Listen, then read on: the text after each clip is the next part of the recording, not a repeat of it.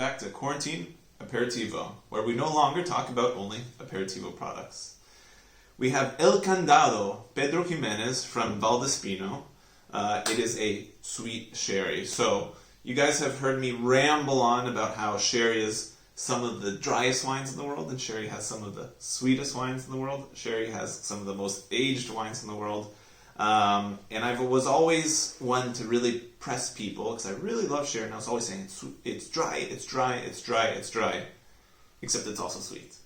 And we were really lucky to be able to go visit Valdespino this past winter. And it really it holds a dear place in my heart, because it was one of the first sherries I actually got to try.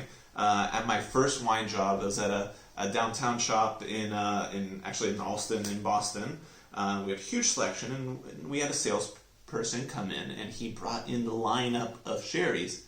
And it was just this crash course of starting from the Finos all the way into the Amontillados and the Olorosos, the Palo Cortado, and then finally finishing off with this same bottle of El Candado, Pedro Ximénez. And it was this lusciously sweet, thick wine, very unique, and it actually comes with a lock, so it's kind of a great thing. I actually keep my key locked away in one of these Japanese boxes, so I'll do it quickly so I don't show you guys how to open it, because I don't trust any of y'all when it comes to El Candado.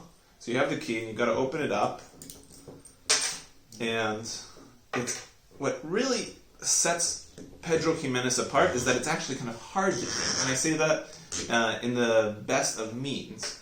A lot of people use Pedro Ximénez in cooking. A lot of chefs use it in making sauces. It really adds this great umami character, this really deep richness. And you'll see why, because it's actually very, very syrupy. It's very luscious. Got a drip there. And it's just really it sticks to the glass. You can already see just one swipe around, and it already makes the whole glass really really rich looking. It looks like petrol. It looks like crude oil. This is kind of a black gold right here. And it's a very intense wine, so it is also, bartenders use it a lot in cocktails. And a lot of Pedro Ximénez production actually in the sherry bodegas is and has been used to sweeten up the blended sherries. So of course there's all the single style of sherries, but blended sherry was always a very traditional for the big brands that have always been known.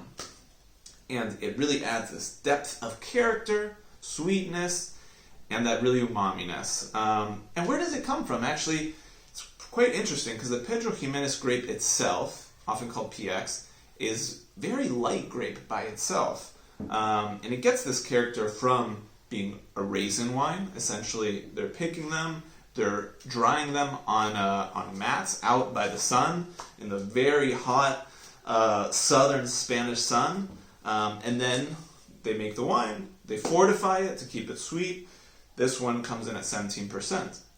And it's quite interesting, because I've actually had a Pedro Ximénez grown in Chile, of all places, in northern Chile, where they actually got a lot of Pedro Ximénez. A lot of it goes into distillation. And this winemaker had done a really fresh one. It was super vibrant and fresh, and it was really interesting to see that kind of unadulterated PX of what it would be like, what it is like. Interestingly enough, where did this grape come from? And historically in sherry, the story went that it was actually during the wars in kind of the Belgium and Holland, because when the Spanish crown actually had a lot of that territory, the story was that a Spanish soldier in those territories up north brought back a vine from modern-day Belgium or Holland, and brought it back to Spain, planted it, did well, and then people called it after the guy, Pedro Ximénez. And that's one of those kind of very apocryphal stories that really sounds completely unbelievable. But that's really it about Pedro Ximénez. I think it's really interesting also because you can keep this in the house and it doesn't go bad for a long time. So a lot of wines you really don't want to open it up and then leave forever, even sweet wines. But Pedro Ximénez, It really, it's been in barrels for a long time. Some of the soleras that they have are actually outdoors. So it's really a wine that can really stand against oxidation, it can stand against time, it can work, and it really is versatile in the kitchen, and you can make a lot of cocktails with it. And here's a quick secret, even if you have, say, a brandy or whiskey,